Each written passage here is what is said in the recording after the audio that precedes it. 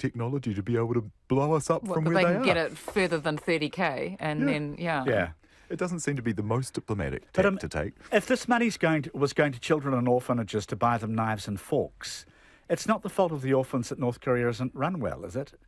Well, it isn't, but it's, I mean, as you say, there hasn't been any secret about them being nutters, we might want to call them something else, but also the nuclear, expressed to be nuclear capable. So why were we giving aid to, even if it is for orphans, we're still supporting that particular regime? Seems not very sensible to me. Unless that's based on the supposition that somehow the money was aiding and abetting Kim Jong-un. Well, I think you'd have to assume that, wouldn't you? Because the entire country is controlled by him and his minions. I suppose so, but I think Jerry Brownlee also said that the aid money was well spent. There was no reason to think it wasn't being well spent. Well, hopefully if there is aid being, agencies in there that can actually distribute it effectively, then yay, but yay for the orphans, but... All right. Half the people in Britain think Theresa May should vamoose as Prime Minister. Do you think she's toast, both of you, or not? Well, there has to be a 15% vote of no confidence. It's like about 48 or something of her MPs have to express a vote of no confidence in her for her to resign, unless, of course, she chooses to, and she said she's not going to, hasn't she? Yes, at this juncture. Well, seeing that, everything that they'd set out to hope to do with the election, which was get an increased majority to improve their mandate, has backfired on them. Yes, it has. And she said she wasn't going to have the snap election. I'd say her position's pretty untenable. Do you fancy Boris as PM? Oh, man, what is with the world where, Donald Trump and Boris Johnson are looking to be like the leaders of Britain and America? If there's one thing that shows, it's that weird blonde hair. Yeah, we were all worried that social media might mean that no one could become politicians because all of their past gaffes and disastrous conduct would be found. But those two have had well publicised. Doesn't matter anymore. Yeah, God, what's happening? How Labour turned out the youth vote in the UK. This has been characterised as the renaissance of youth interest in politics.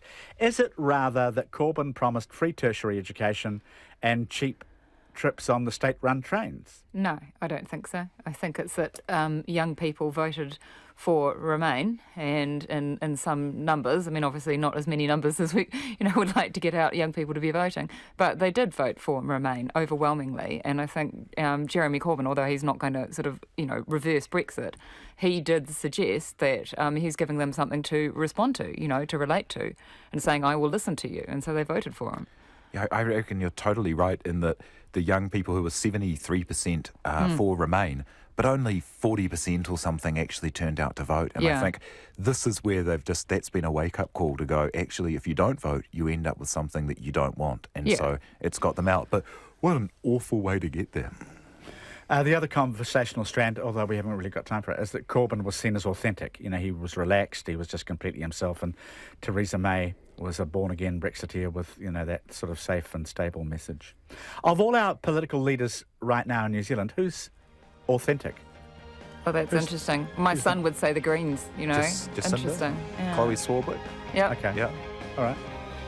Thank you both. Very good panel. Simon Pound, Catherine Robertson. Thank you. Come back again. Thank you. Thank you. That's us, and we are back tomorrow, of course. Thanks for your company, everybody. And Sharon Britt Kelly on Checkpoint tonight, coming right up.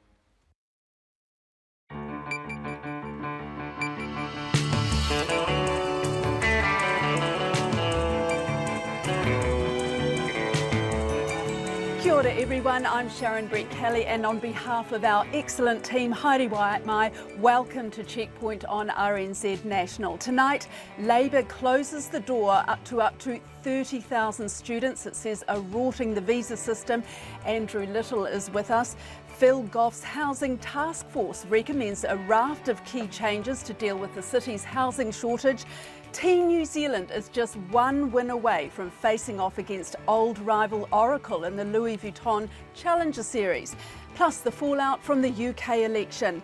A trio of Barrett brothers could turn out for the All Blacks against Samoa, and the Kapiti Mayor explains why an iconic macrocarpa hedge has been chopped back even further. It's all coming up just after 5.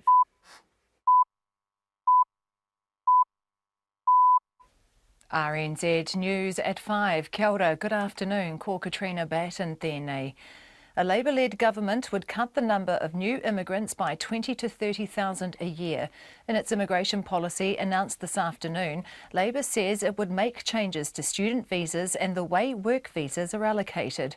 The ability for students studying below bachelor level to work would be very limited, and student visas would generally not be issued for courses below that level.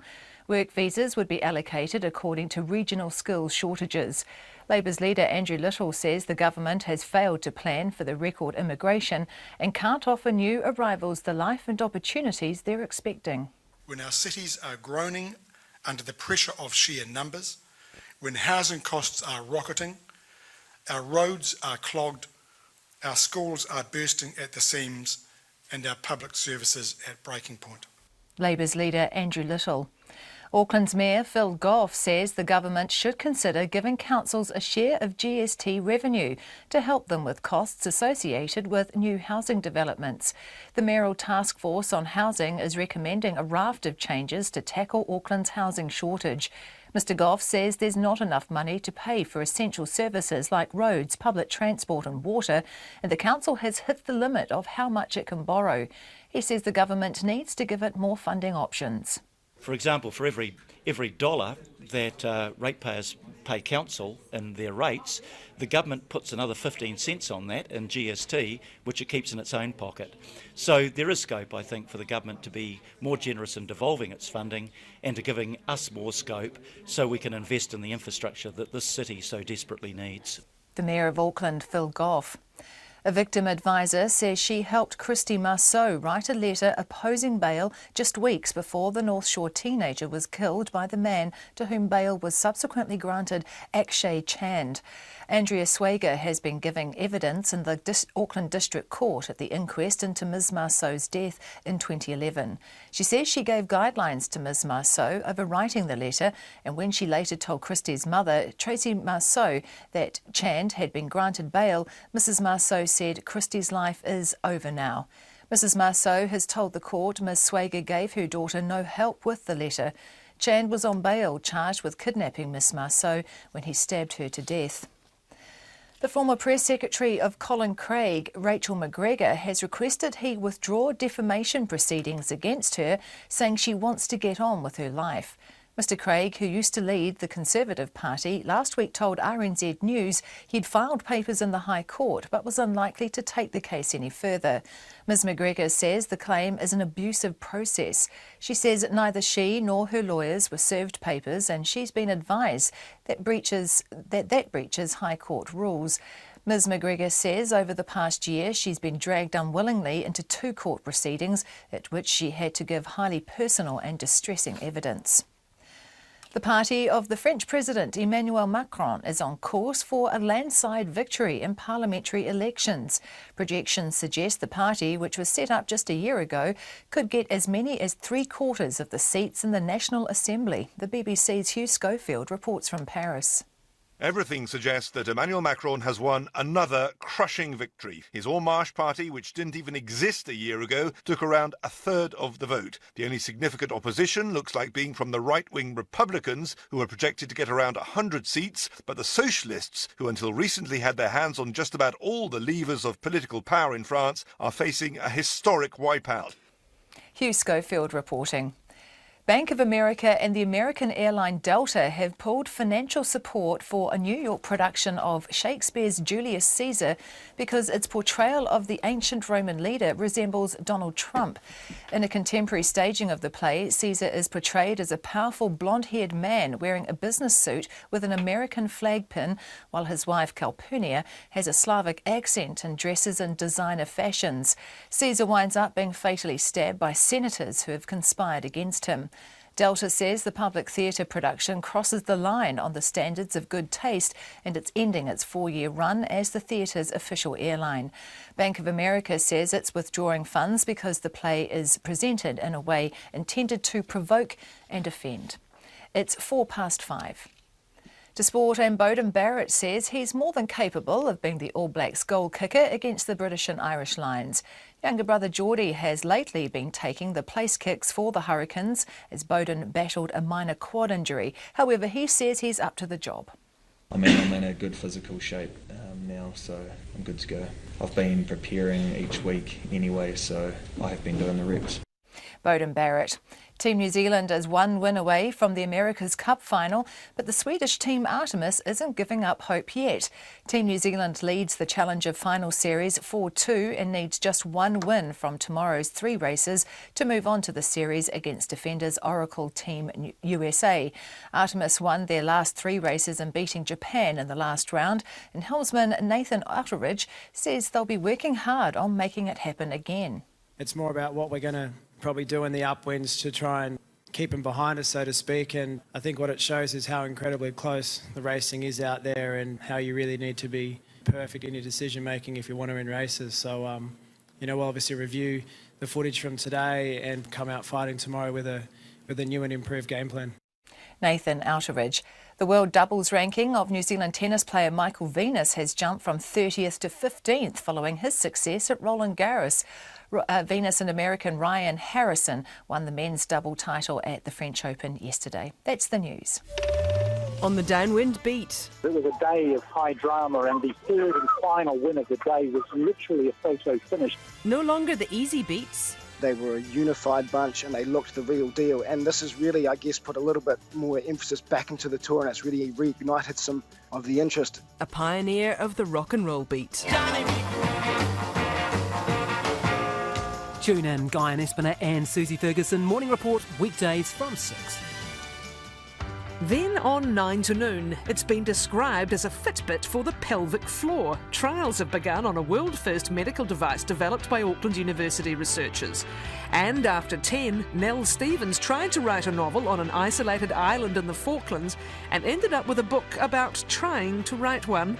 Join me, Catherine Ryan, on 9 to noon after Morning Report on RNZ National. Met service weather through to midnight tomorrow. Northland, Coromandel and Bay of Plenty. A few showers, mainly in the west. Auckland through to Kapiti Coast, including Taumaranui, Taupo and Taihape. A few showers becoming more frequent tomorrow. Gisborne and Hawke's Bay, fine today. High cloud tomorrow and a few showers in Hawke's Bay from afternoon. Wellington, Wairarapa, Nelson and Marlborough, mainly fine today. A few showers tomorrow and northwest gales for a time. Canterbury, increasing high cloud. Showers spreading north tomorrow afternoon.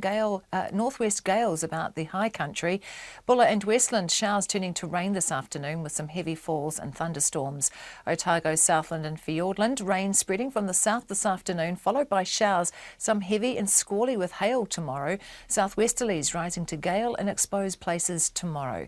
And the Chatham Islands, cloudy periods, rain developing tomorrow. It's 5:08 and you're listening to Checkpoint. Kia ora, Katrina. The Labour Party says it's time New Zealand took a breather on immigration as it unveiled its plans to slash migrant numbers by up to 30,000 a year. It wants to crack down on migrants entering New Zealand to do low-skilled jobs and those who are working while studying low-level education courses. The leader, Andrew Little, says since 2013, immigration has been more than 4 times what was forecast. He says that means 130,000 more people than expected have settled in New Zealand, equivalent to the entire population of Tauranga. Here's our political editor, Jane Patterson.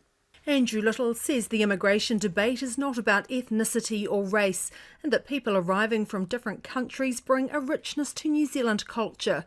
But he says the government has failed to plan for the record migration levels and is therefore unable to offer immigrants the life and opportunities they're expecting. When our cities are groaning under the pressure of sheer numbers, when housing costs are rocketing, our roads are clogged, our schools are bursting at the seams, and our public services at breaking point. Labour would change student visa conditions and work visas would be allocated according to regional skills shortages.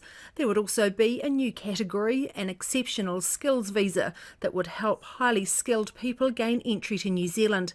Mr Little says the changes would cut the number of new arrivals, but the new policies would not affect those already here. But Labour will change the immigration rules that will reduce numbers by 20 to 30,000 arriving here each year. These reductions are about taking a breather so that our infrastructure and public services can catch up. Migration has surged to record highs in recent years, with the latest figure showing an annual net gain of nearly 72,000, driven in part by fewer New Zealanders moving to live overseas. The Prime Minister Bill English says a reduction of up to 30,000 could have a real impact on economic growth. The policy you've seen today reflects a view among the opposition parties that the best way to deal with these challenges is to shut down the growth. So choke the international education industry, deprive the construction industry of the skills that it needs, don't worry about the impact on everything else because they think New Zealand isn't up to it. Well, we simply disagree with that. However, Andrew Little says government policy has created a backdoor to residency via low-level study and low-skill work. A Labour government would limit the ability of those on student visas to work unless they're studying at bachelor level or higher. Mr Little says Labour would also stop issuing student visas for courses below bachelor level unless assessed by government education agencies as being of high value. Low-value courses have become a backdoor to immigration. A third of international students on low-level courses plan to stay here. That's twice the level in other countries. Labour will close the door on these routes to residency. We'll eliminate low-value courses that exploit foreign students and devalue our export education sector. In Auckland today at the CHT St John Rest Home in Epsom, the ACT leader David Seymour said the challenge for any party wanting to slash immigration was working out exactly who would be cut. He said St John already struggles to find enough staff to look after its residents. So when you hear announcements that would further put pressure on businesses and organisations like St John that rely on people coming to do the jobs that are so valuable to our community, this is what the real impact is. CHT St John Rest Home Area Manager Stuart Manning says the aged care industry is already very reliant on migrant labour, and it's frustrating when staff they've trained are told they have to leave the country. He says incoming changes to the high-skilled migrant category already made by the government, where people will now have to earn a minimum of $50,000 a year, will make things even worse. The situation is only going to get worse as the new policy changes that are proposed through the Immigration Department come into play, which will only be compounded by the increase in number of residential facilities and beds required over the next 5 years, which is estimated to be somewhere in the region of 20%. Labour's policy also includes a new Kiwi Build visa targeted at building tradespeople. This would allow firms to bring in skilled builders, paid at a certain level, and as long as the company trains the same number of New Zealanders. There would be no changes to working holidays, the recognised seasonal employer scheme or Pacific quotas. From Parliament for Checkpoint, Jane Patterson. Team New Zealand is just one win away from making its 6th America's Cup final after a drama-filled day on the water in Bermuda.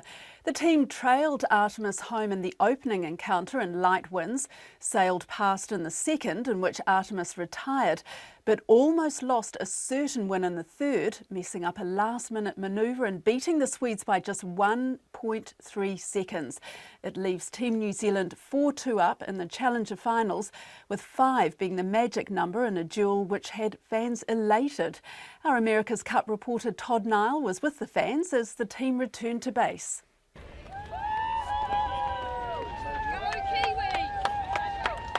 The fathers of cyclist Simon van Veldhoven and boat builder Simon Lamb needing their own recovery.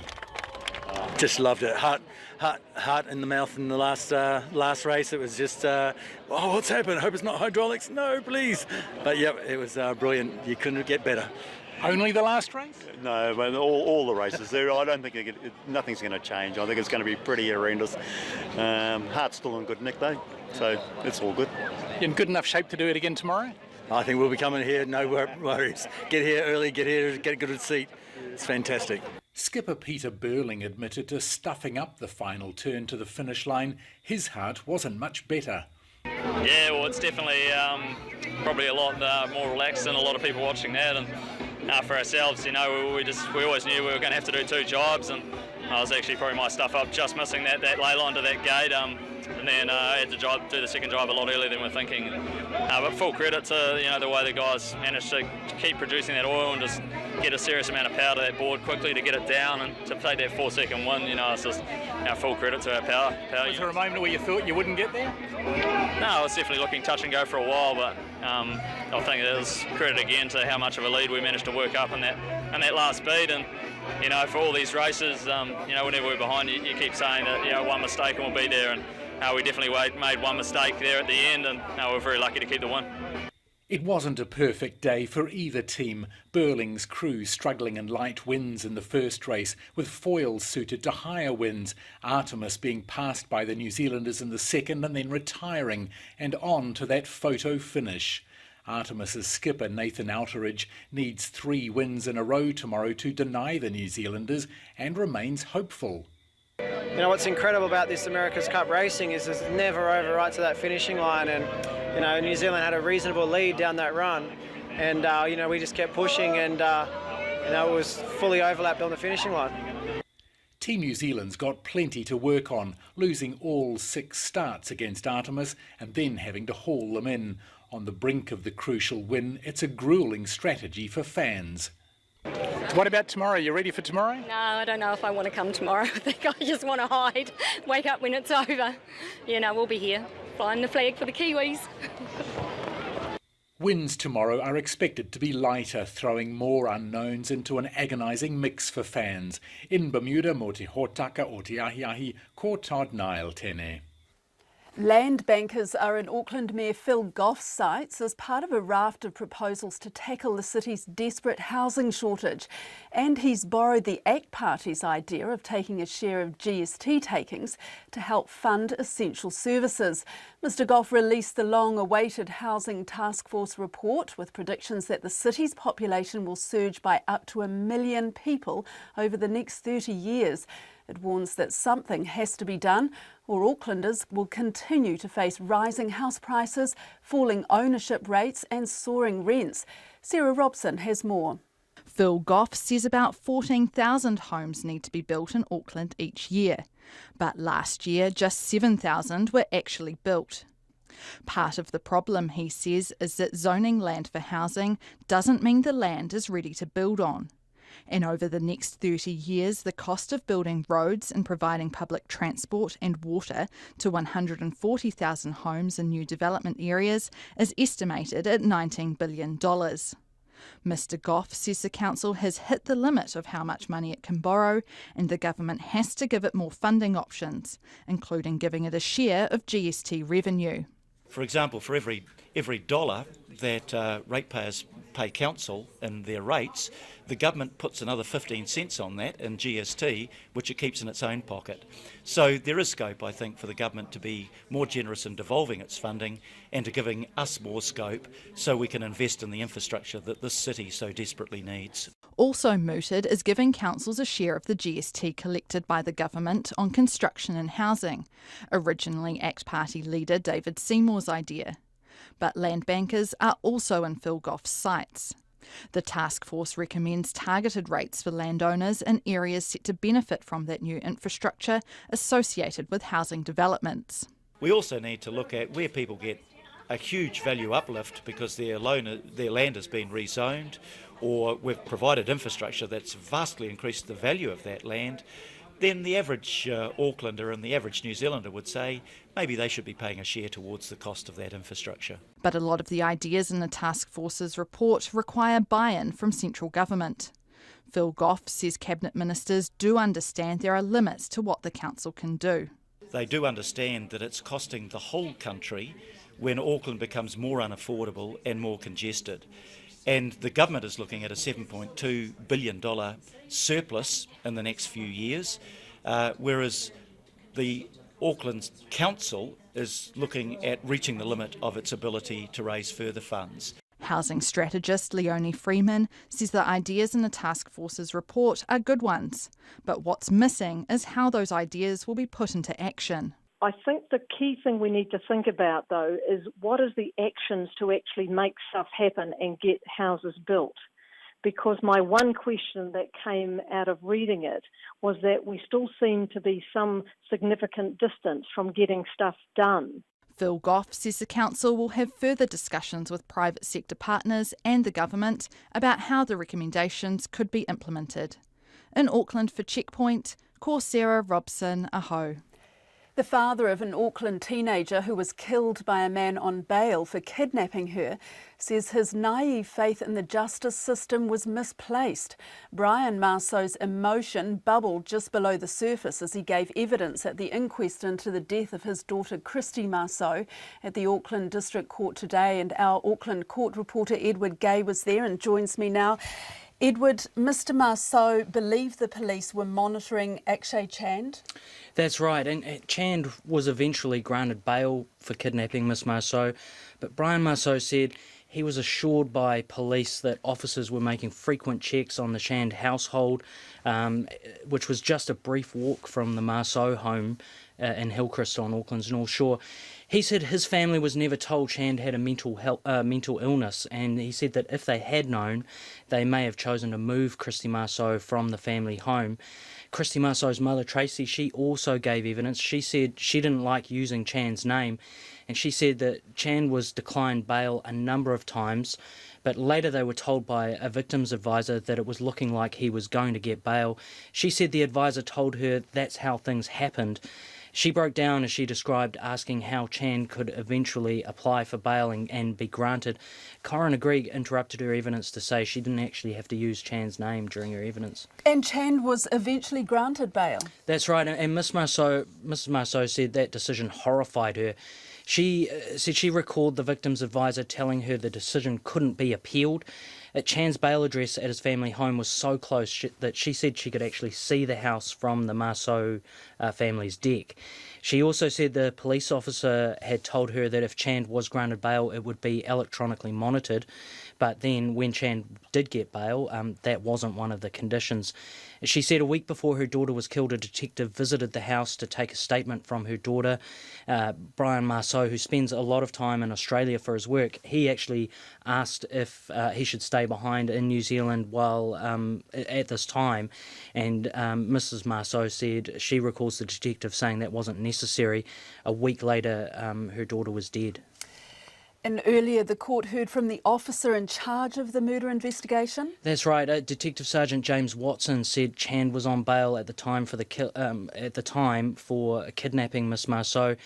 He said that Chand's family actually hid all the knives in their house, but Chand managed to secret away this vegetable knife and he put it in a carry bag. And on this morning, he walked round to the Chand's home.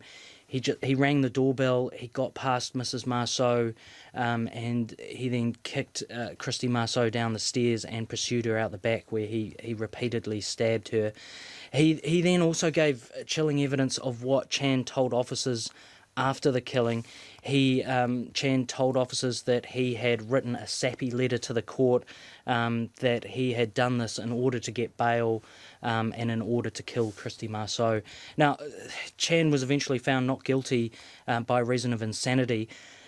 In the inquest that we're hearing today, there's 12 lawyers present, the coroner is also present in court, and they're putting questions to the witnesses, but RNZ News can't report any of that evidence until the following day.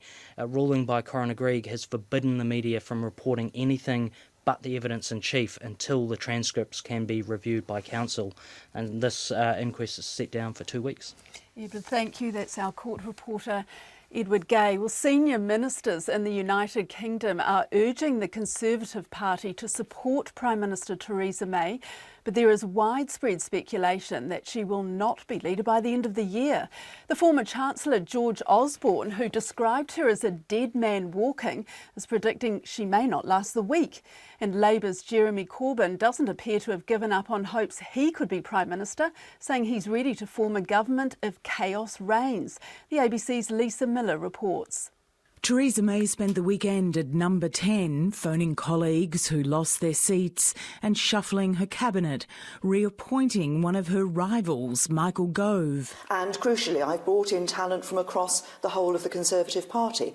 I believe that's important. This is a government that is going to be governing for everyone. We want a country that works for everyone. But the man she sacked last year as Chancellor, George Osborne, isn't convinced it will save her. Oh yeah, I mean, Theresa May is a dead woman walking. It's just how long she's going to remain on death row, and I think we will know very shortly.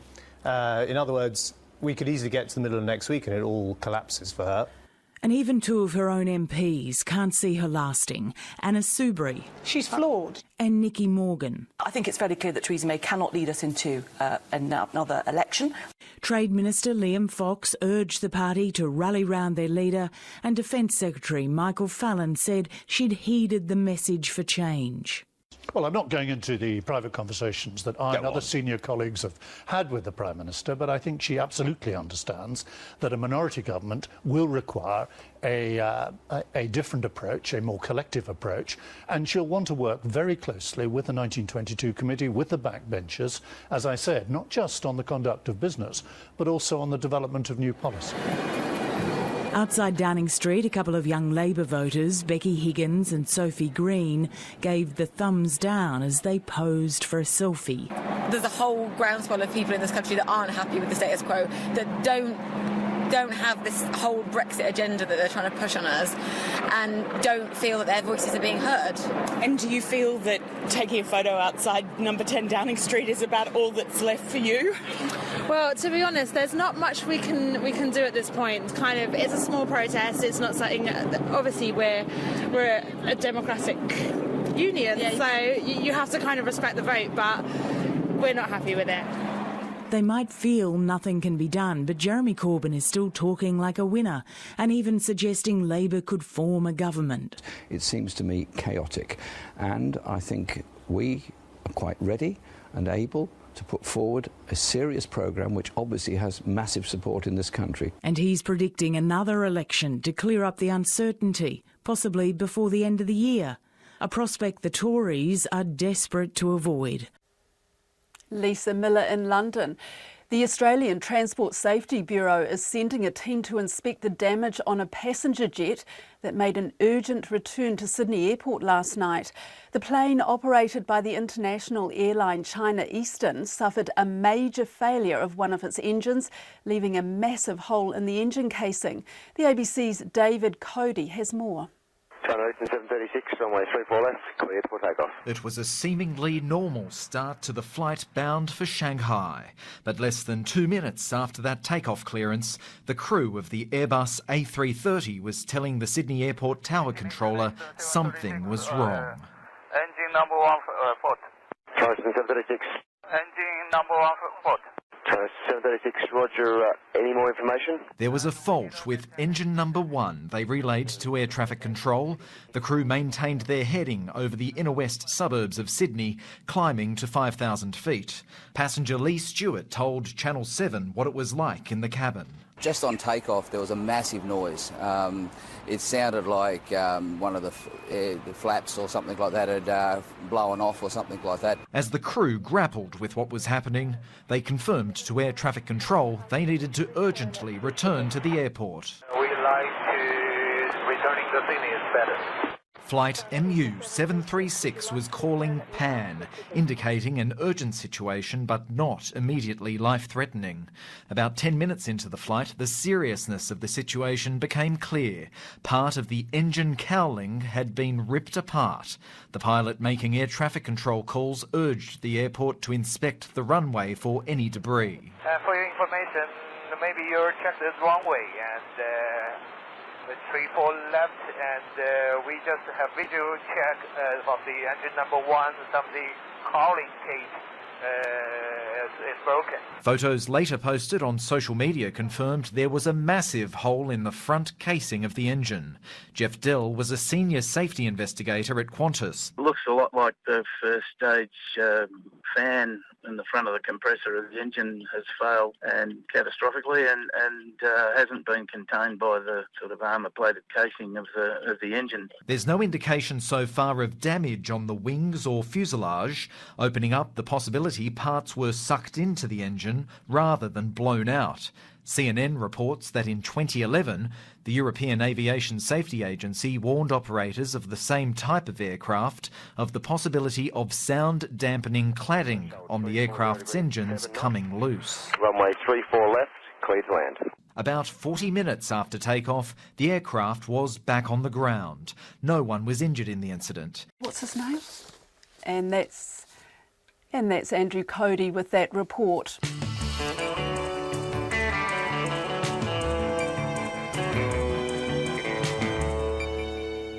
Coming up, Andrew Little joins us in the studio to talk about his immigration policy. 3 Barrett brothers look set to take the field for the All Blacks this week. Kapiti's mayor tells us why the council has been forced to take action and cut back an iconic Macrokapa hedge. And Māori language advocates are ecstatic that Moana will be the first Disney film to be translated into Te Reo Māori. Don't forget, you can text us on 2101, you can tweet us at Checkpoint RNZ, Facebook us Checkpoint with John Campbell, or email checkpoint@rnz.co.nz.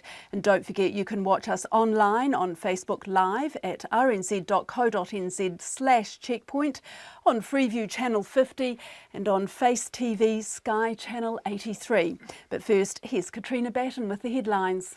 A Labour-led government would toughen rules for student and work visas and cut the number of new immigrants by 20 to 30,000 a year. Work would be restricted for students studying below bachelor level, and visas would generally not be issued for courses below that level. Work visas would be allocated according to regional skills shortages. The Prime Minister says Labour's policy would strangle growth. Auckland's mayor wants the government to give councils a share of GST revenue to help them pay for new housing developments. Phil Goff says there's not enough money for roads, public transport and water, and the council has hit the limit of how much it can borrow. A victim supporter has told an inquest she helped Christy Marceau write a letter opposing bail just weeks before the Auckland teenager was killed by the man released by a judge. Andrea Swager says when she told Mrs. Marceau that Akshay Chand had been granted bail, she replied, "Christy's life is over now." Colin Craig's former press secretary, Rachel McGregor, has asked him to drop defamation proceedings against her, saying she wants to get on with her life. She says over the past year she's been dragged unwillingly into 2 court proceedings at which she had to give highly personal and distressing evidence. New York's former federal prosecutor has revealed he was sacked by Donald Trump after receiving several unusual phone calls from him. Preet Bharara says he felt the calls had crossed the usual boundary separating the executive branch and independent criminal investigators. Mr. Bharara says he had been fired after refusing to take a third call. Kaikoura's quake-damaged businesses and farmers are being reminded they have less than 2 weeks left to apply for money from a recovery fund. A $5 million fund offers ongoing support for community projects as well as help for individual landowners. The deadline is June the 23rd. Those are the headlines. I'll be back at 6.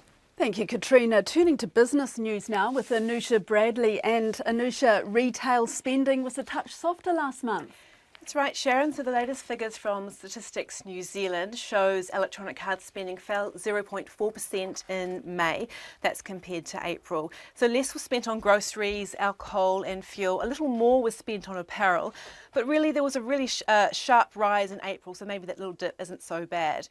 Westpac thinks the slowdown may be due to the slowing housing market because shoppers are a bit cautious about that, and especially as debt is growing and the higher interest rates are on the cards. ANZ expects stronger figures in retail spending to come through in the next few months. That's really due to the British and Irish Lions tour, so hopefully all those Brits are spending up large while they're on holiday here. The good news is that even though there was a slight dip in the monthly figure, core retail spending, which excludes fuel and vehicle spending over the last year, is actually up nearly 5%.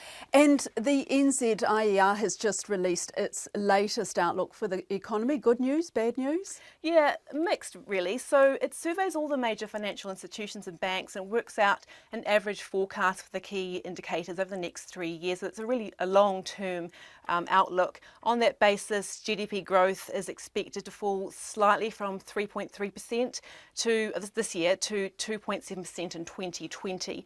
Household spending growth, as we've just discussed, is also predicted to slow, but the population growth will offset some of that.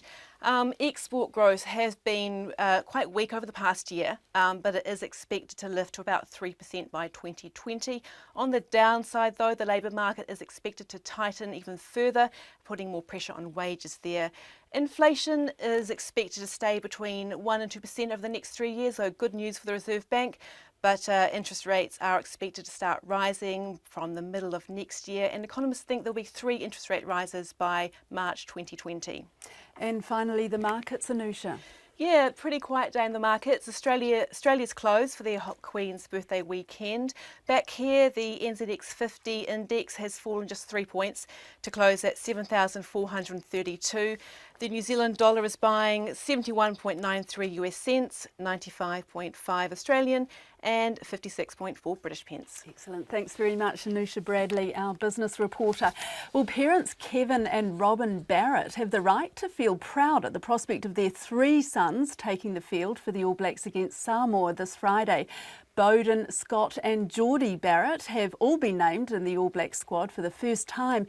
And as Matt Chatterton reports, it's been a long time coming. After retiring from provincial rugby for Taranaki in 1999, Kevin Barrett famously said, "I'm off to breed some All Blacks." But no one could have quite predicted how right Smiley Barrett would be. In total, there are 8 children, 5 boys and 3 girls. Oldest boy Kane used to play for the Blues before prematurely retiring from professional rugby with concussion symptoms. Bowden, the oldest All Black brother, has been part of the national team since 2012, while 23-year-old lock Scott joined the side last year. Now Geordie's officially in the side too, although being the youngest, he can't shake the nicknames from Bowden. That nickname, starting with B, slips out every now and then. Used to call him Bub, because he's the youngest boy, but I call him Udon now. Udon, like the skinny white noodle. That's his new nickname. Geordie's been touted as the most talented of the Barrett brothers.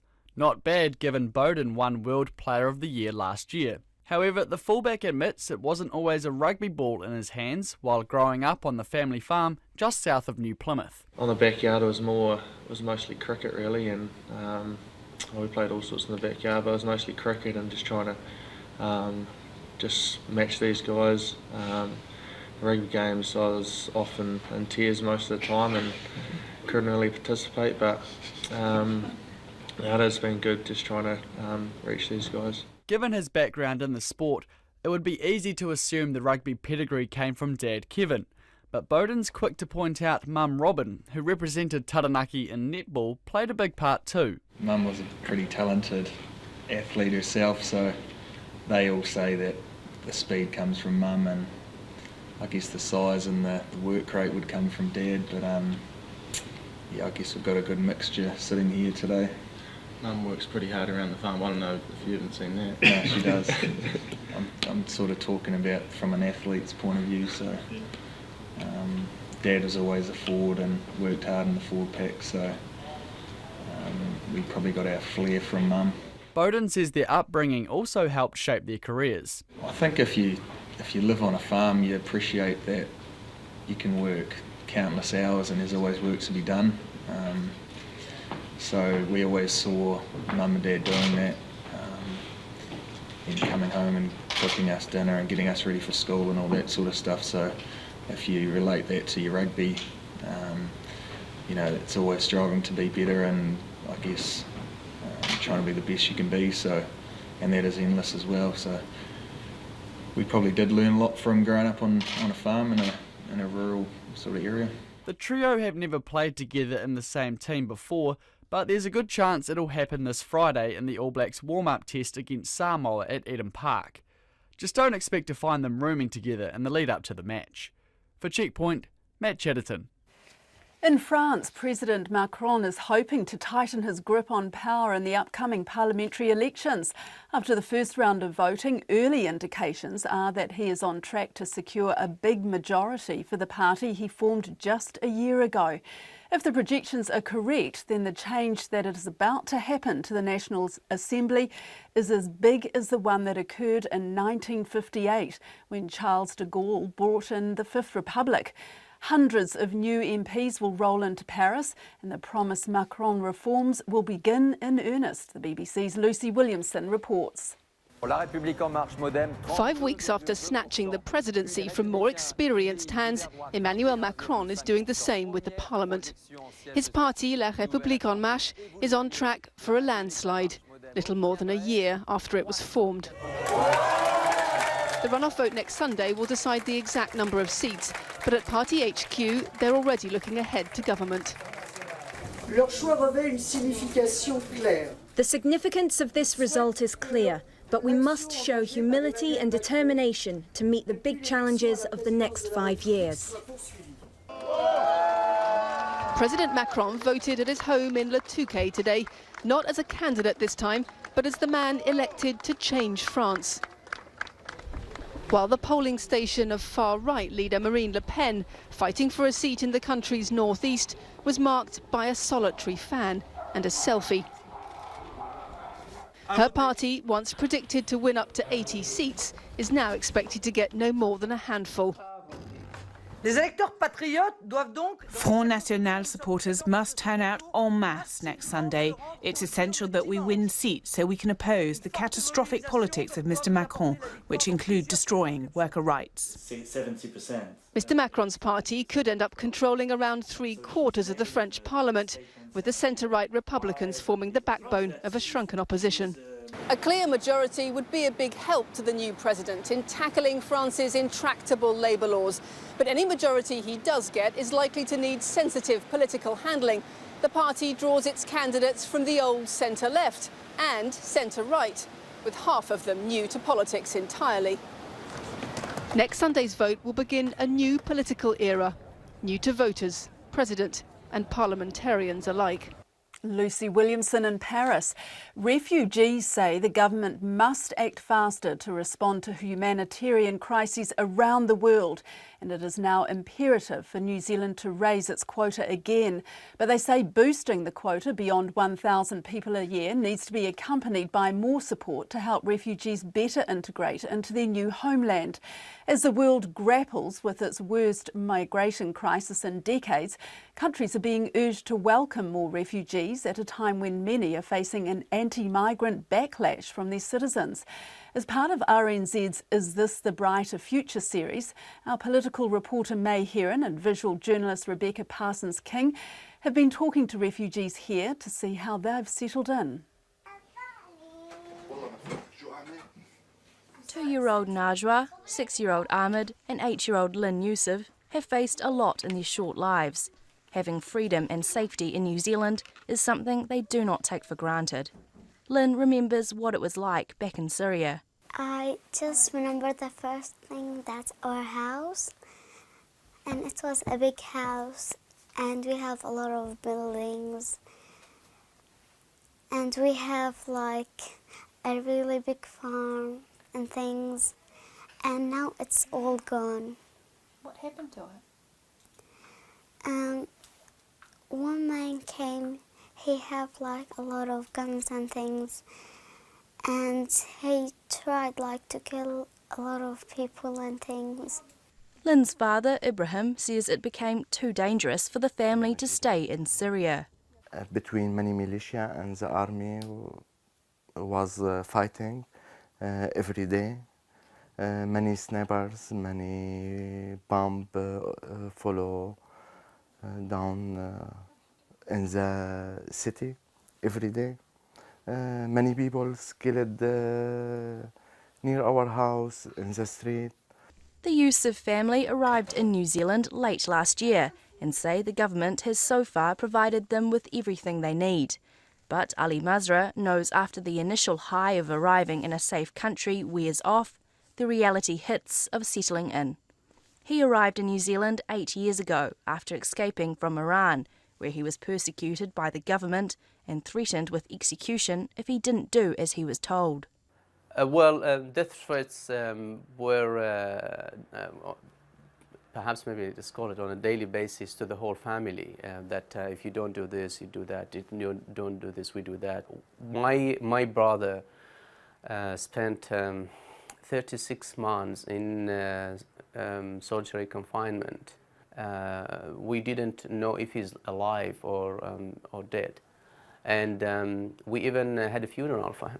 Like all new refugees, he spent 6 weeks at the Mangere Refugee Resettlement Centre before being given a new home. The National-led government has refurbished the centre and 3 years ago boosted resettlement planning and support services by just over $5.5 million.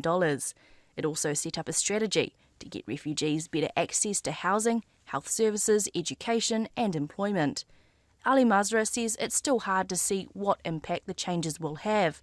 He says a big hurdle for refugees is shaking off the tag that they are broken and incapable of contributing to society. That will reflect in their housing, will reflect in their education, will reflect in their employment. I think that is the biggest challenge that every refugee after resettlement would face, how to strip off that tag away so that they can resume an ordinary lifestyle in their hosting society.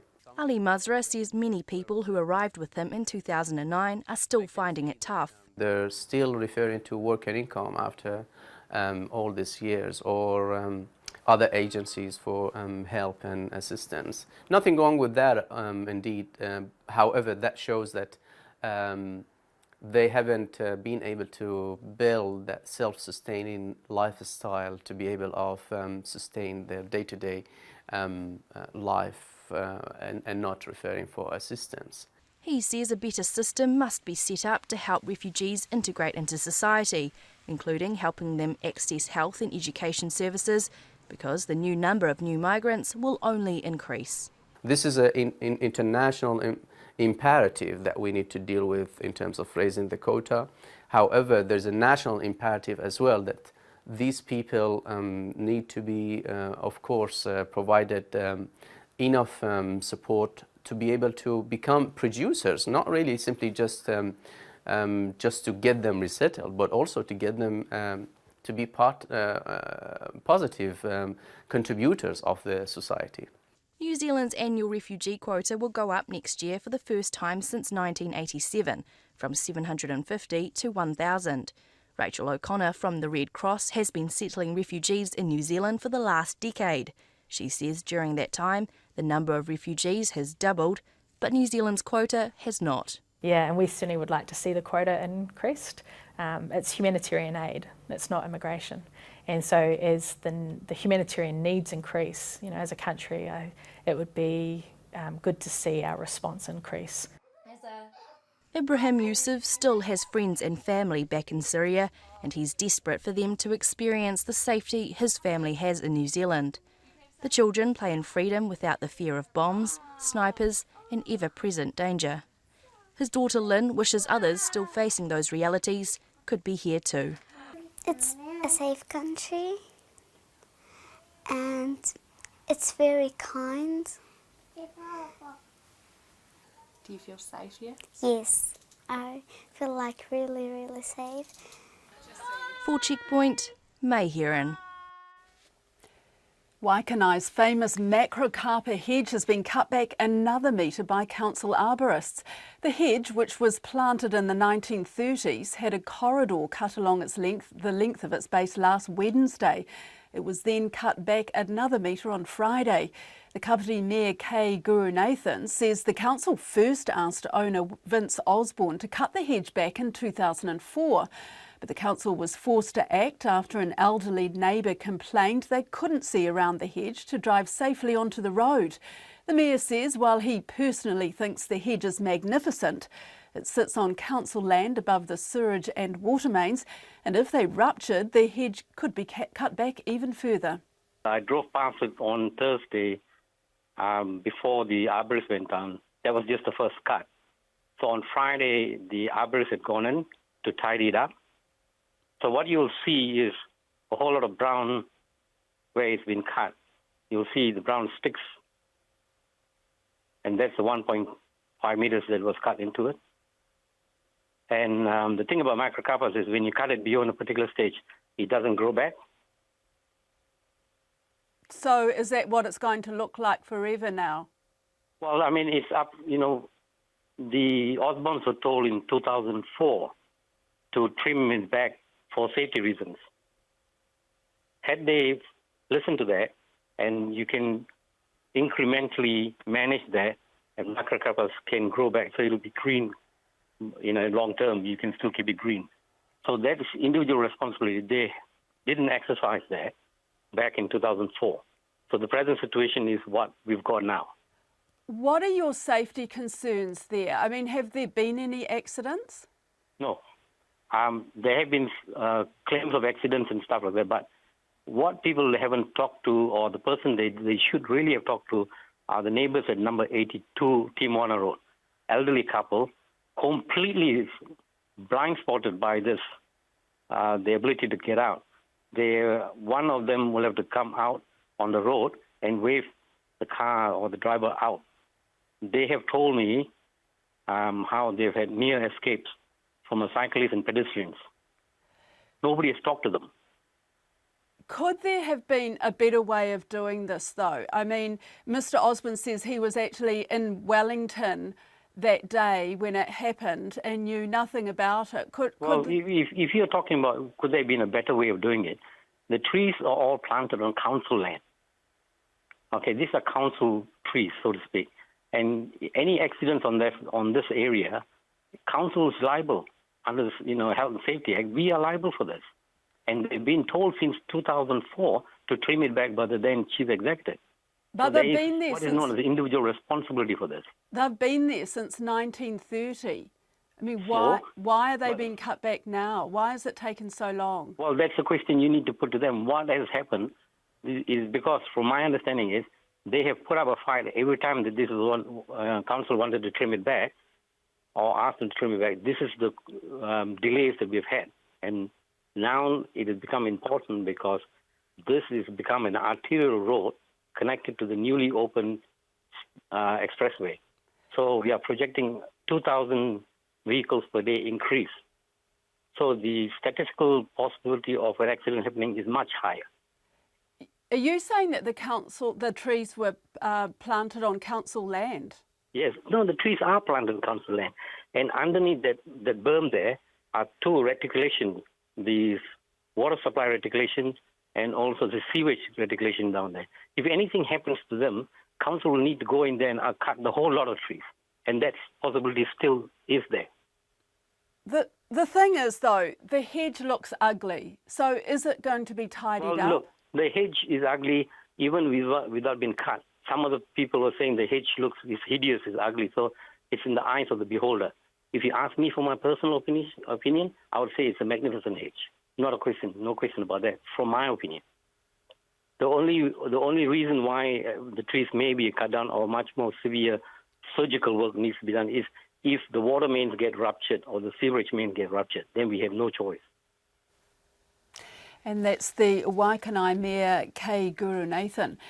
Māori language advocates and parents are ecstatic that Moana will be the first Disney film to be translated into Reo Māori.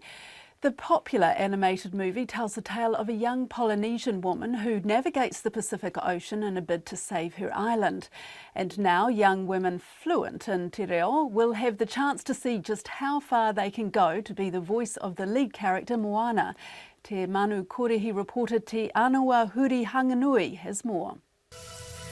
I've been staring at the edge of the water long as I can remember, never really knowing why. The Oscar-nominated hit song from Moana, How Far I'll Go, has been heard countless times by Auckland mum Tiffany Kane and her daughter Madison.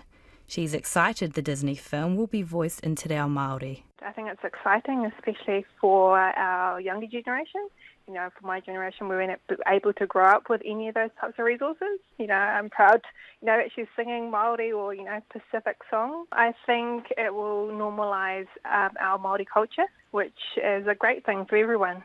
Gisborne mother of two, Rena Thornycroft, says the film will celebrate Te Reo on a global scale. I think anything that promotes Te Reo and anything that's kind of got a global or international connection to it, which Moana does, is always a good thing in terms of raising the profile of our language, especially to our own children, so that they see that we are part of a global, community of films and stories as well.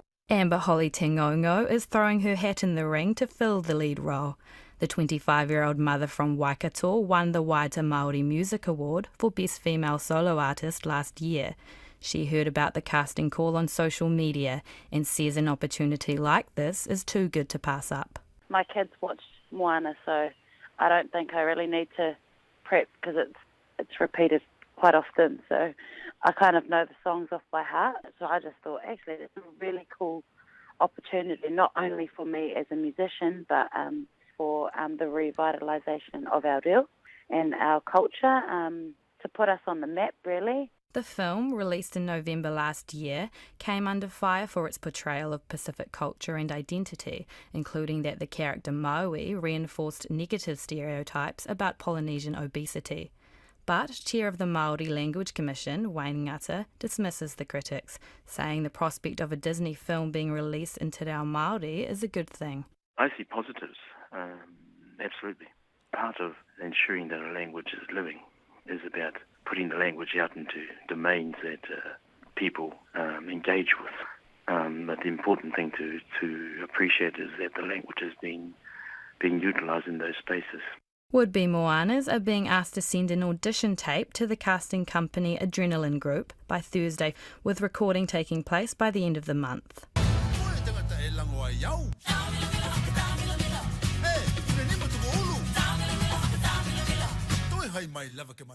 O te hōtaka o te ahiahi, ko te aniwa hurihanga nui aho. A Canterbury University professor's made it literally as close as you can to becoming an astronaut. Dr. Sarah Kessins, a US-born New Zealand resident, made it down to the final 50 of more than 18,000 applicants. The whole process took 18 months and she had to go to NASA in Texas 3 times for interviews and tests. The final 12, NASA's astronaut class of 2017, was announced last week, and sadly Dr. Kessins wasn't in it, but she spoke to Zach Fleming about the experience. 2 years ago, when NASA announced that they were going to be opening up selection, I actually found out via a friend on Facebook that the selection was going to open up, and sort of looked at the requirements to become an astronaut and realized that I met the basic requirements. And so that got me sort of intrigued, and I looked a little bit further into it, and sort of I'd been following the research that they'd been doing on Space Station and some of the different things that they were doing, and I thought, actually, I could potentially be qualified for this. And so those little kid dreams just came flooding back, and sort of from that day forward, that's what I wanted to do. And you applied alongside 18,000 other people. Right. That is correct. Yes. So it was a record this year. This selection cycle for applicants, it was more than double what the past record back in the shuttle days was. So it was definitely steep competition. What kinds of things did they ask you? I'm not actually allowed to say what they asked us. That's sort of top secret. But just trying to understand who we were as people and sort of potential teammates. And did you have to do anything? Physically prove that you were up to the task? They put you through the paces, just different medical tests and different things, just, make sure that you're healthy enough for flight. Going to space is a pretty big deal. They don't want you to get up there and realize that you have kidney stones and have to be flown back, because that's a pretty monumental task. So lots of medical and different types of tests to make sure that we were healthy enough for a potential journey. Getting to interact with the other final interviewees was just one of the most incredible experiences of my life. Just some really incredible people from, like I said, all walks of sort of a science and military and engineering backgrounds, and so that was really, really cool to interact with all those people. I know you can't tell me what questions they asked, but was it kind of like the hardest job interview you've ever done, or what was the style? What was the vibe? It was definitely challenging. Again, NASA wants to make sure that they get the people that have the right stuff, and so there were a lot of different things that we went through. But it was really just fun. Like I said, challenging, but incredible to really think and to understand that these are things that they need to send people into space, and sort of the different qualities that they're testing was again just really cool to dream about some of the things that you would be doing as an astronaut. And that was Canterbury University Professor Dr. Sarah Kessins. Well, coming up after 6 o'clock tonight, Labour leader Andrew Little joins us in the studio to discuss his immigration policy, which he says will close the door to up to 30,000 students, it says, are rorting the visa system. And the future Theresa May, and why critics say her days as Prime Minister could be numbered. RNZ News at 6. Ngā mihi nui, good evening, ko Katrina Batanaho. The Prime Minister says Labour's new immigration policy will strangle growth. Labour's plan is to cut the number of new arrivals by 20 to 30,000 a year, mainly through changes to student and work visas. Bill English says Labour believes the best way of dealing with challenges like pressure on infrastructure is to shut down growth. So choke the international education industry, deprive the construction industry of the skills that it needs. Don't worry about the impact on everything else because they think New Zealand isn't up to it. Well, we simply disagree with that. Bill English has meanwhile welcomed the report of Auckland's mayoral task force on housing. The task force is recommending a raft of changes to cover the cost of getting the city's growing population into homes over the next 30 years. Mr English says the report is constructive and shows the council is having a pretty deep think about issues faced by the city. A South African family's legal battle to stay in New Zealand with their blind disabled child has ended with the High Court upholding Immigration New Zealand's decision to deport the 5-year-old girl. The agency says the chronic medical conditions Caitlin Davies suffers from would make her a burden on the health system. Her father moved to New Zealand from South Africa in 2015 on a 1-year work visa, and a few months later the rest of the family followed him. As the partner and dependent children of a worker, they were granted work and visitor visas. The visas were extended in 2016, but the immigration authorities refused to grant Caitlin a visitor visa because of her health. The family's appeal against that decision has now failed. A lobby group for New Zealanders living in Australia says it's confident the government is working to improve conditions for expats across the Tasman. Kiwi members have met with the Foreign Minister Jerry Brownlee and officials to ask for more vocal support as the rights of Kiwi Australians continue to be eroded. Joanne Cox from the group says the government has given a commitment to keep raising this with Canberra. We've had some off-the-record conversations with both the Minister's office and with other government officials today about what is happening behind the scenes, and we are confident that we can work together and to get the message out there to those New Zealanders. Joanne Cox says it's in the interests of New Zealanders living in Australia long term to consider dual citizenship. A former leading federal prosecutor in New York says he was sacked by Donald Trump after getting several unusual phone calls from him. Preet Bharara says he felt the calls crossed the usual boundary separating the executive branch from independent criminal investigators. The BBC's David Willis reports. Until March this year, Preet Bharara was the top federal prosecutor in Manhattan. In an interview with ABC's This Week programme, he said he was unused to taking calls from the president, or in this case, the president-elect, particularly since it appeared that Mr. Trump, a former New York real estate developer, simply appeared to be calling to chat. He declined to take a third call made 2 days after Mr. Trump's inauguration, and a day later he was sacked. David Willis in Washington. Bomb blasts rocked the southern Philippine city of Marawi today as the country's national flag was raised to mark Independence Day. Rescue workers, soldiers and firemen sang the national anthem and listened to speeches as 3 aircraft took it in turns to drop bombs on areas where fighters are still holed up. Hundreds of militants allied to Islamic State overran the city nearly 3 weeks ago.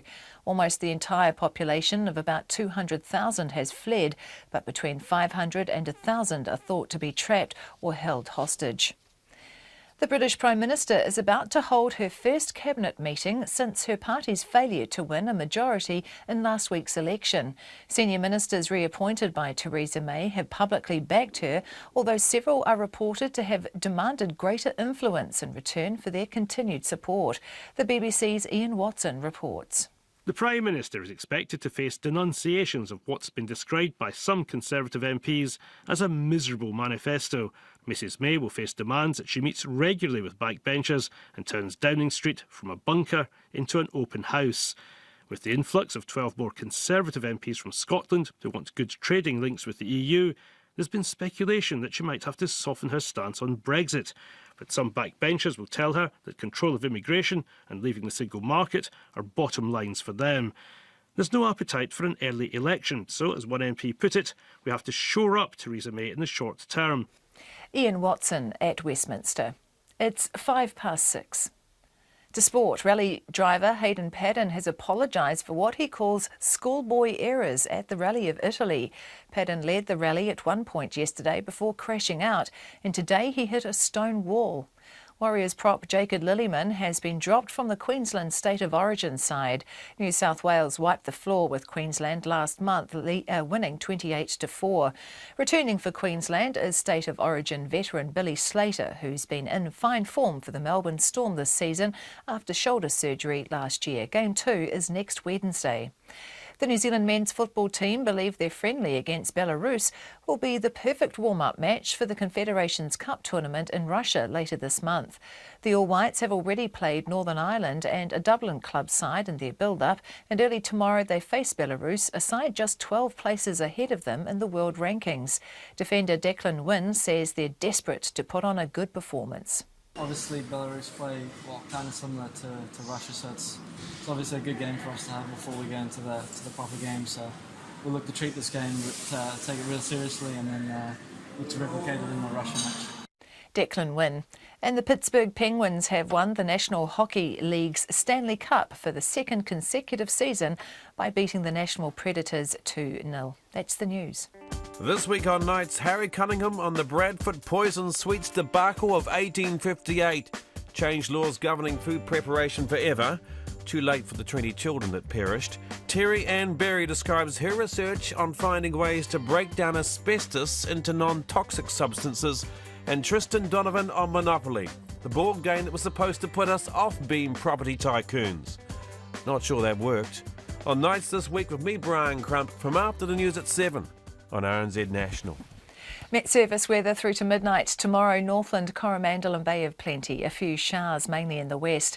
Auckland through to Kapiti Coast, including Taumaranui, Taupo and Taihape.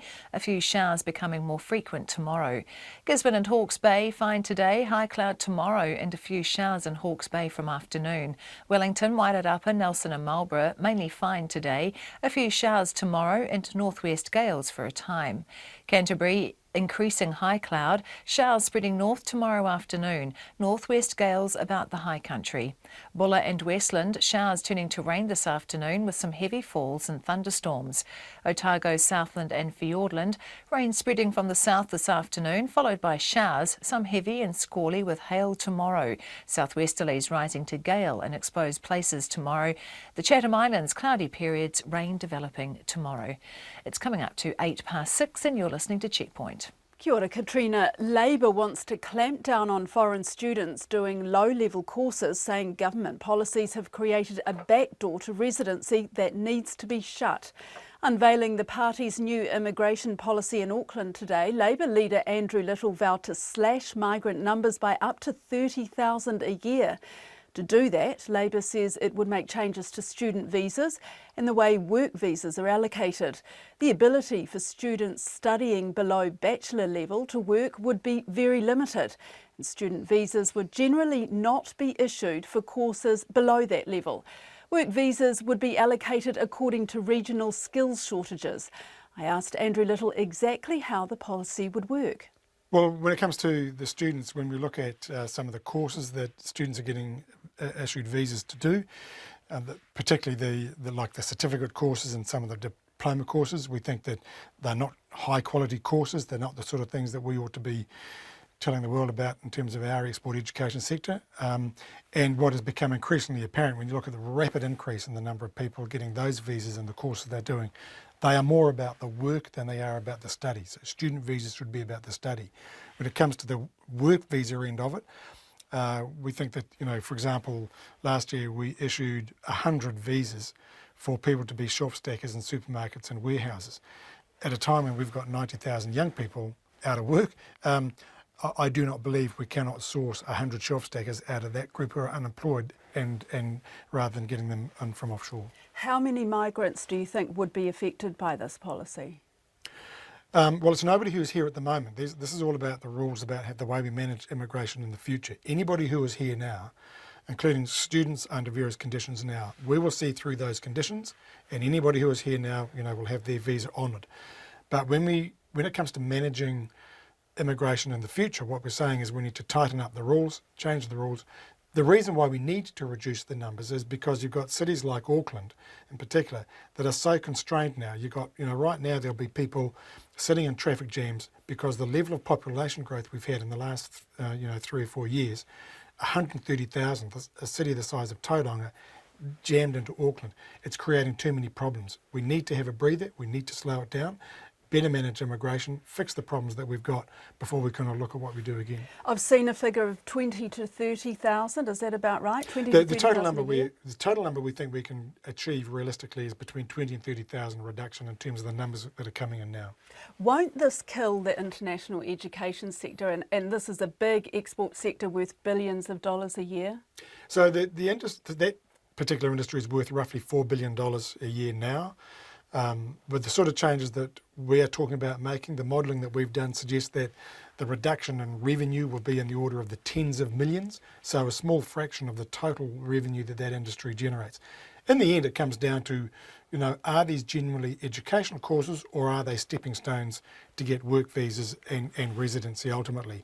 And we don't think that we should be using education and those courses at the low levels as a stepping stone to work visas and residency. We just think we've got to be more honest about it and run a system that that meets the country's needs and people's needs as well. It could hurt some of those schools though, couldn't it?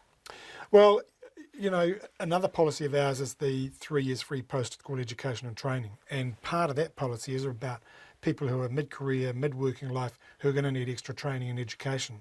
I don't think it's impossible for the industry, particularly in the private training establishment part of the industry, to then be part of that, looking for and finding training courses to help people who are looking for new jobs, and part of that rapid turnover and jobs that people are going to be experiencing in the future. What about the low-paid workforce? I mean, these are people who work in restaurants, cafes, as you say, in the supermarkets. How are you going to replace them? Well, we've got 90,000 young people right now who are not on any work or educational training. And, my view is, and I make no apology for it, we have a moral obligation to be managing our economy and managing government policy in a way that makes sure we're doing everything we can to get them into work.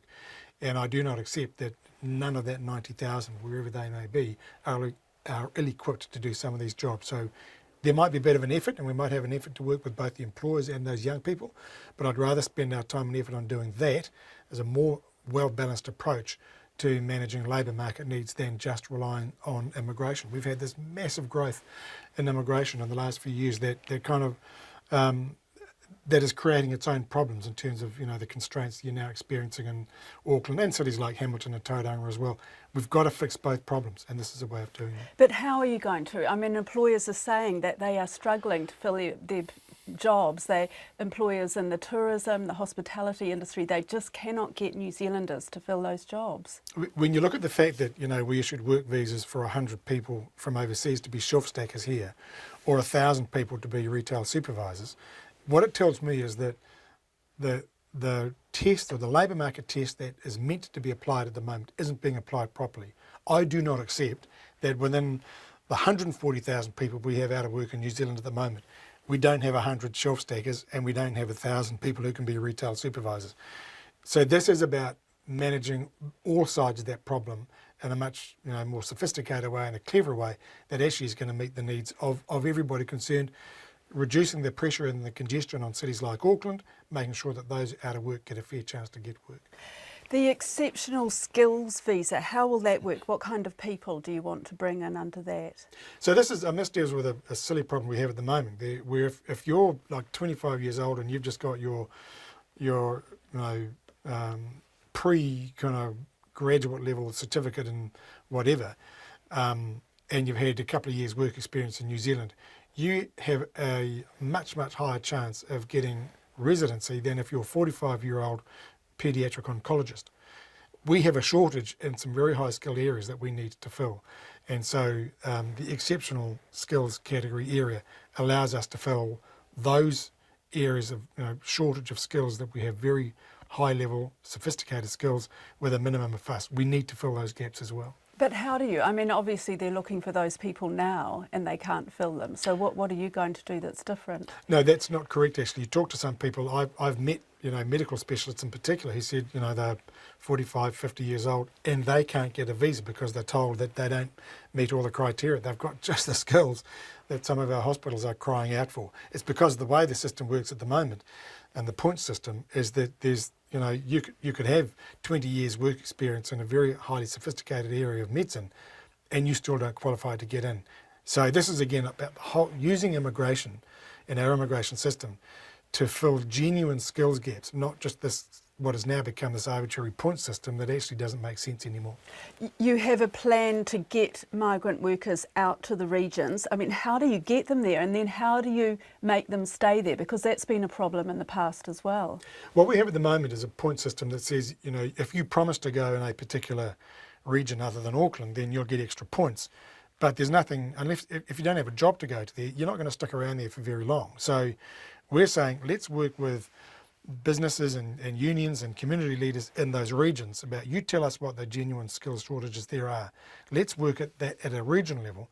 For people who want to come and settle here and we want to move them away from Auckland, if they've got a job opportunity in another region, they'll stay there because they've got the job there. So it's about using the immigration system to do what in New Zealand it was always there to do, which is to fill skills gaps, genuine skills gaps that are there.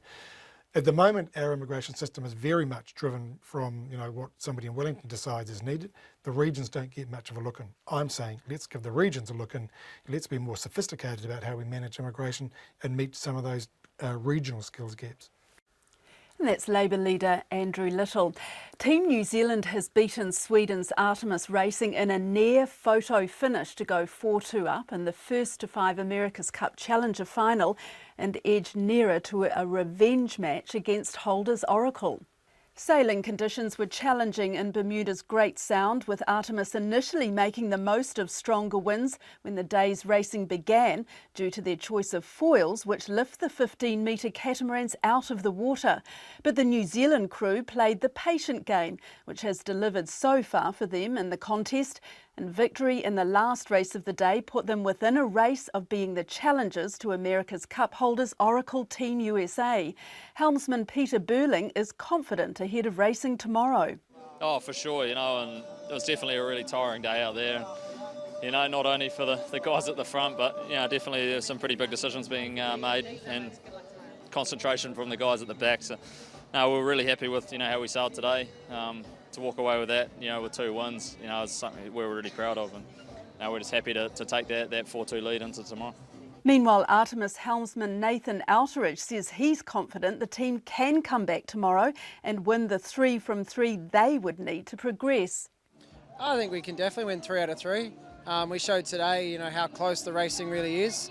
That final race, Team New Zealand made an error, and we almost got the victory there. We made an error in the middle race, which gave them the victory.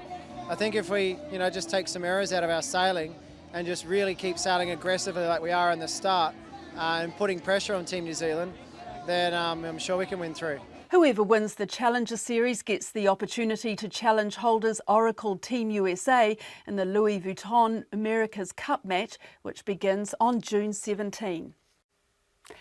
The British Prime Minister Theresa May is ignoring calls for her to step down and insists she will get on with the job of delivering a successful British withdrawal from the European Union. Mrs May and her Conservative Party are still reeling after last week's disastrous election in which they lost their parliamentary majority. She's been described as a dead woman walking by her former Chancellor George Osborne. But Mrs May says her efforts are now behind trying to negotiate an agreement with Northern Ireland's DUP party to ensure she can govern. The BBC's Becky Young has more. She's putting on a brave face, but Theresa May knows she's thrown her party into turmoil.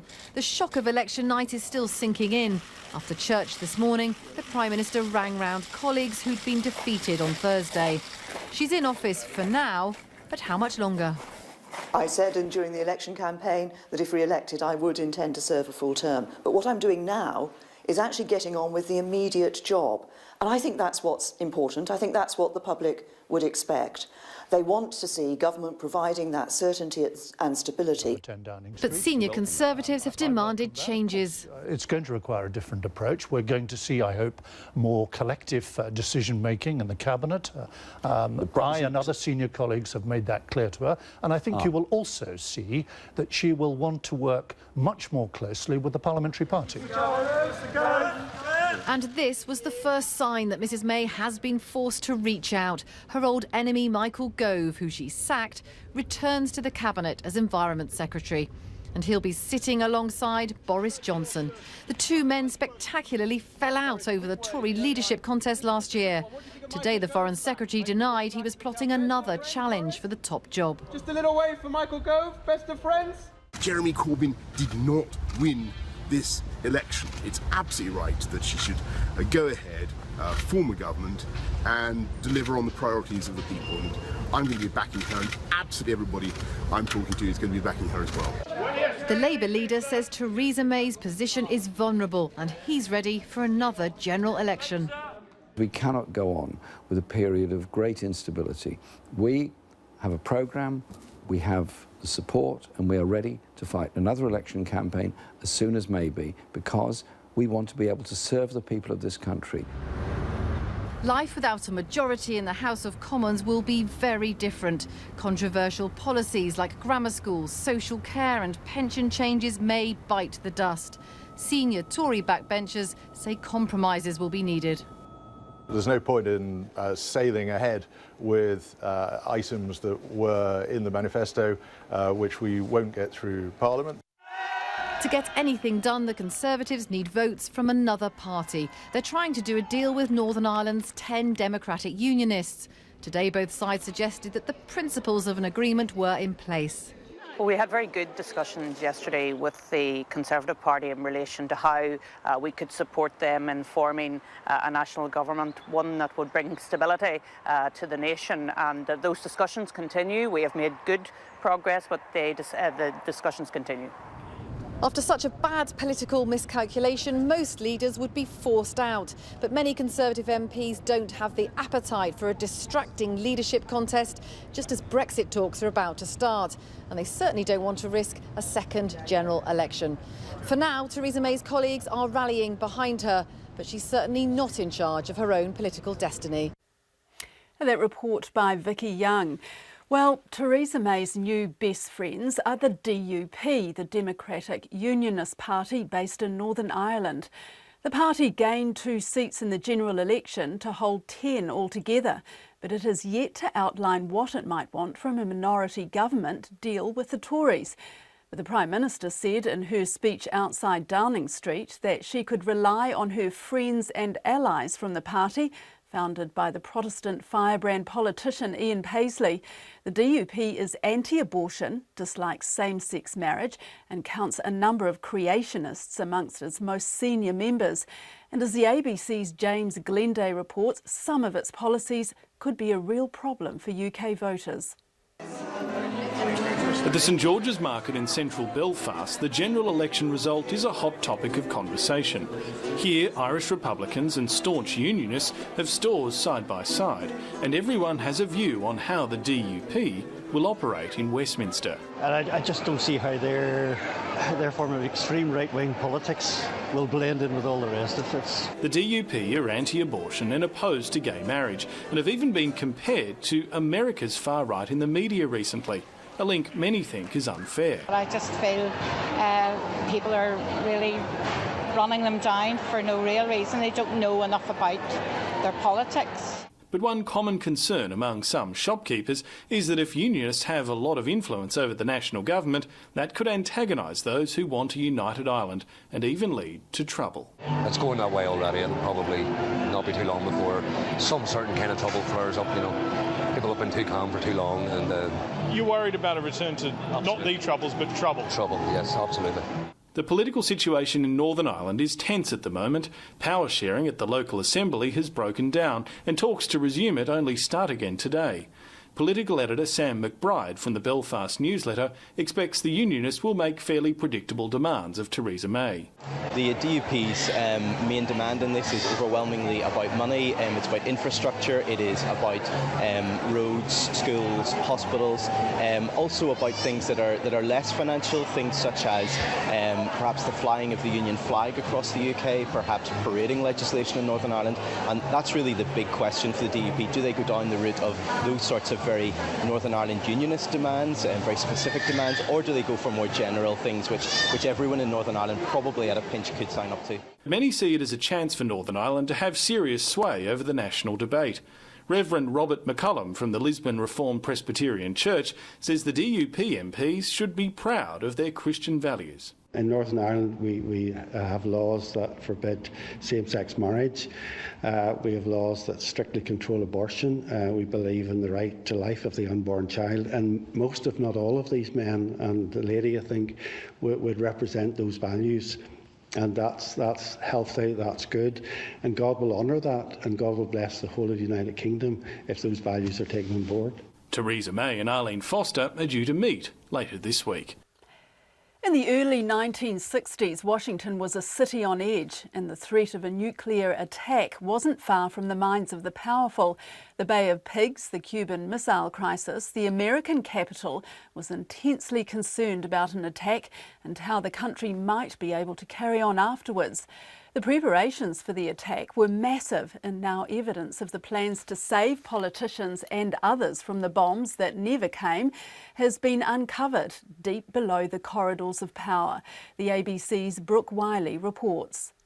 The purpose of these bases can be none other than to provide a nuclear strike capability against the Western Hemisphere. The year was 1962. John F. Kennedy was president. The Cuban Missile Crisis would dominate headlines, and the Office of Civil Defence was mass-producing survival kits in the event of nuclear war. Each of these missiles, in short, is capable of striking Washington, D.C., the Panama Canal, Cape Canaveral, Mexico City, or any other city in the southeastern part of the United States. It was a threat considered so real that boxes of medical supplies were distributed across America, intended to aid survivors of an attack for the days and weeks after the blast. But the blast never came, and for decades the supplies that officials hoped would save their compatriots gathered dust, forgotten in an attic in the nation's capital. Beneath the Dirksen building on Capitol Hill is a series of tunnels, and in these tunnels I'm surrounded by cages of hazardous materials. There's bricks and concrete, there are generators, and there are work tables as well. There's even an old security scanner. And it's in these tunnels that we'll find a time capsule, if you like, of a Cold War relic, the medical kits that were handed out to senators and their staff in the event of a nuclear blast. Heather Moore is the Senate photo historian who spotted the kits before they were destroyed in a building clean-out. These were just stacked in the attic, in this locker, and we didn't know really what was going on. The door was open, things had been rifled through, and so we came back the next morning and literally the crew was there to throw out these boxes. There's a lot of history in these buildings, especially in the Capitol building.